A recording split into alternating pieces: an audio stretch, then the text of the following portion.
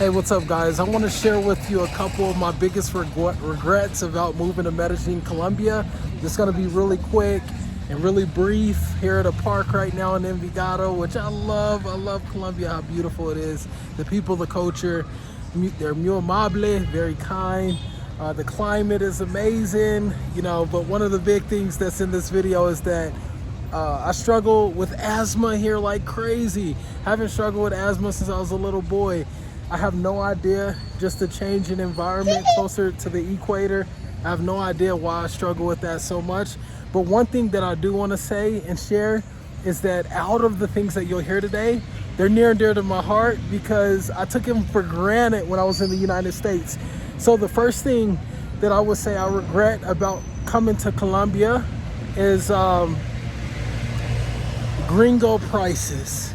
Now, I could probably pass as an Afro-Colombiano if I spoke fluent Spanish, and I've been here for about 6 months, and I speak pretty well conversational Spanish.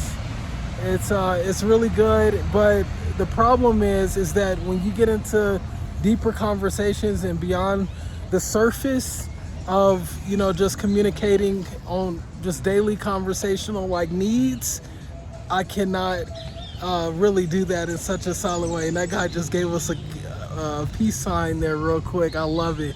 But so I would say every time I go to a store, everything is getting priced up. We're just priced differently if you speak English.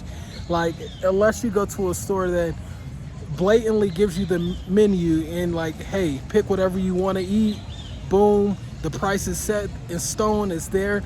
But if not, people are really bad about charging you a certain amount, even if they're vendors on the street.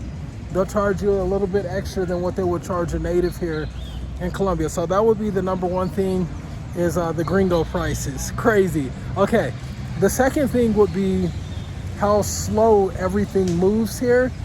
From the standpoint, I love how my lifestyle has really slowed down. It's gotten a lot better when it comes to just scaling back and not getting too involved in too much stuff, which I love. But when you're at a restaurant and you're crazy hungry and you want to get some good grub, like, it's very deep and deep in family. There's a lot of depth to the relationships and to the culture here, where people want to take their time. They want you to really enjoy their restaurant, the culture, the feel, the vibe.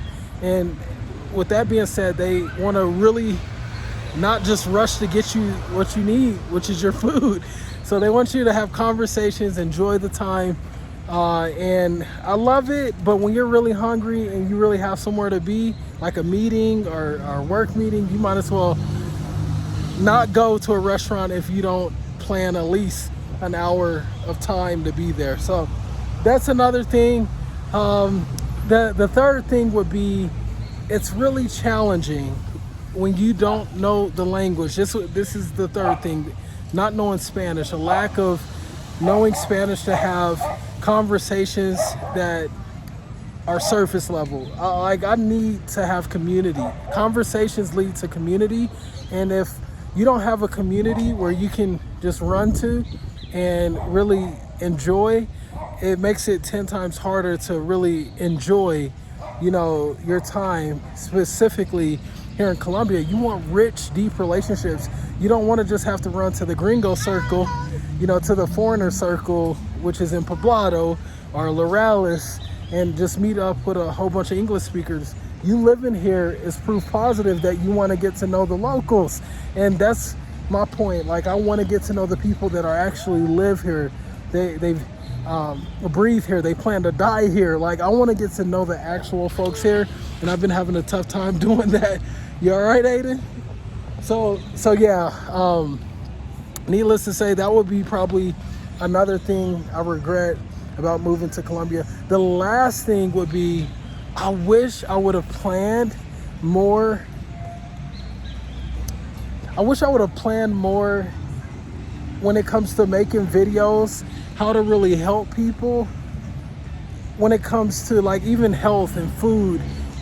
I'm going to start doing content that pertains to health and diet and nutrition that can really help other people that are in the United States, because I've really found a passion for those things since I live down here now by the equator here in Colombia. It's been really amazing to just come to this place where, man, I'm getting so much healthier because everything I'm eating is basically organic. There's not all this pesticide spray and the fruit that people sell on the streets and in different stores here, which is awesome. Now, some places you got to watch out for, you got to ask the questions. But man, as I'm on this journey, I'm like, dude, it's changed me. It's not only transformed the way I eat, but also the way I think. In the future, I want to be able to have my family plant. I want to almost get a farm now to be able to plant and harvest food for my family, have some good soil, right? And cultivate the ground and eat food that comes from from the ground to my family, to the table, from the farm to the table, so where we can eat and feast out of something that we've cultivated. So it's really opened my eyes how beautiful just the possibilities are. But those are some of my regrets.